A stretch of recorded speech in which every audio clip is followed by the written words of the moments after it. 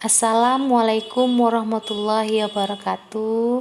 Selamat pagi untuk anak-anak ibu semuanya.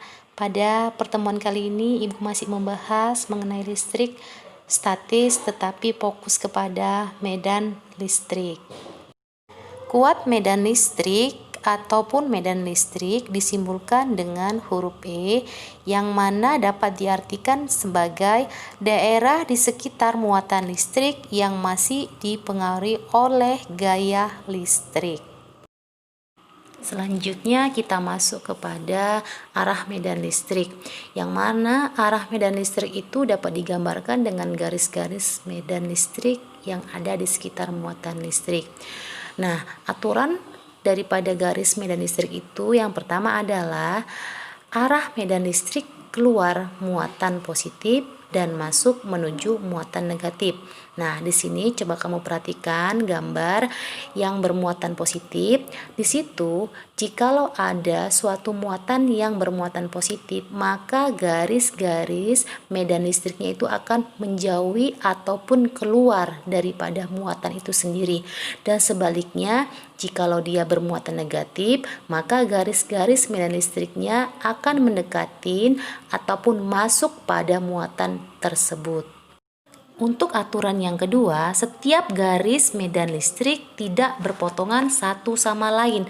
Nah, perhatikan gambar di sini. Di situ tampak ada dua buah muatan yang sejenis. Nah, di situ maka garis-garis medan listrik tidak akan saling bersinggungan satu sama lain. Mereka akan saling tolak-menolak.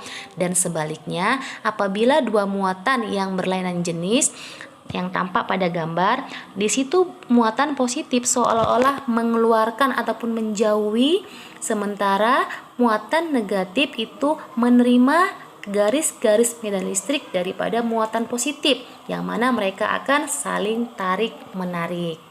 Untuk aturan yang ketiga, semakin rapat garis medan listrik, maka semakin besar pula kuat medan listrik.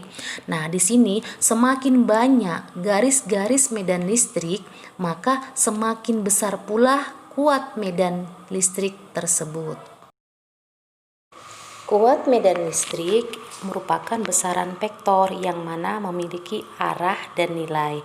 Nah, untuk menentukan arah daripada kuat medan listrik, coba kamu perhatikan gambar di sini. Nah, di situ ada muatan yang bernilai positif, maka untuk menentukan arahnya itu adalah ke kanan atau menjauhi daripada muatan. Dan sebaliknya, jikalau dia negatif, maka arah muatannya akan ke kiri atau mendekati muatan tersebut. Sementara untuk menentukan besar daripada medan listrik tersebut dapat kita tuliskan dengan persamaan E sama dengan K dikali Q dibagi dengan R kuadrat. Agar mudah untuk menghafalnya, ingat saja kaki lari-lari, yang mana E itu adalah medan listrik, K itu adalah konstanta yang nilainya 9 kali 10 pangkat 9 Newton meter kuadrat per kolom kuadrat, sementara Q itu adalah muatan benda dan R itu adalah jarak antar benda. Selanjutnya kita langsung aja ke contoh soal.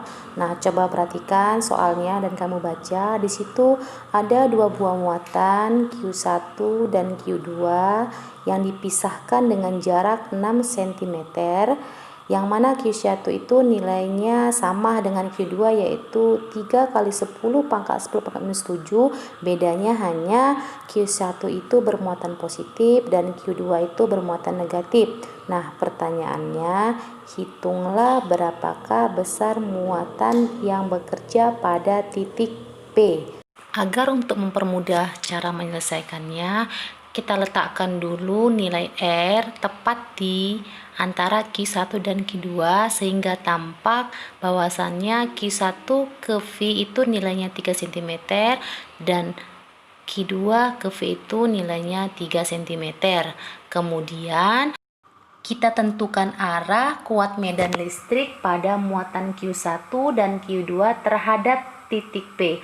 Nah, di situ terlihat bahwasannya Q1 bernilai positif, maka arah kuat medan listriknya itu terhadap P akan keluar atau menjauhi atau nampak dia pada garis EP1. Dan selanjutnya untuk Q2 yang bermuatan negatif, maka arah kuat medan listriknya terhadap titik P itu akan mendekati ataupun masuk ke muatan Q2 yang nampak jelas pada EP2. Karena sudah kelihatan arah daripada EP1 dan EP2, langsung aja kita cari besar daripada EP1 dan EP2 dengan menggunakan persamaan yang tadi sudah Ibu terangkan. Nah, di sini yang perlu kamu perhatikan, untuk nilai minus pada Q2 pada saat perhitungan tidak perlu kamu masukkan nilai minusnya, karena nilai minus itu hanya menunjukkan arah daripada muatan Q2 tersebut. Nah, kemudian karena EP1 dan EP2 searah, yaitu yang nampak pada gambar, maka untuk menentukan E-nya itu harus kamu jumlahkan. Tapi kalau seandainya nanti berlawanan arah, maka EP untuk mencari EP-nya itu harus kamu kurangkan dengan catatan yang besar dikurang dengan yang kecil. Nah, di situ sudah nampak nilai untuk kuat medan listrik pada titik P itu sebesar 6 kali 10 pangkat 6 yang arahnya itu ke kanan. Selanjutnya kita masuk ke contoh soal yang kedua. Untuk soal yang kedua ini dapat kamu pelajari sendiri di rumah. Jikalau masih ada kendala ataupun yang kurang mengerti, bisa langsung chat ke WA Ibu. Oke, sampai sini saja pembahasan kita mengenai kuat medan listrik. Assalamualaikum warahmatullahi wabarakatuh.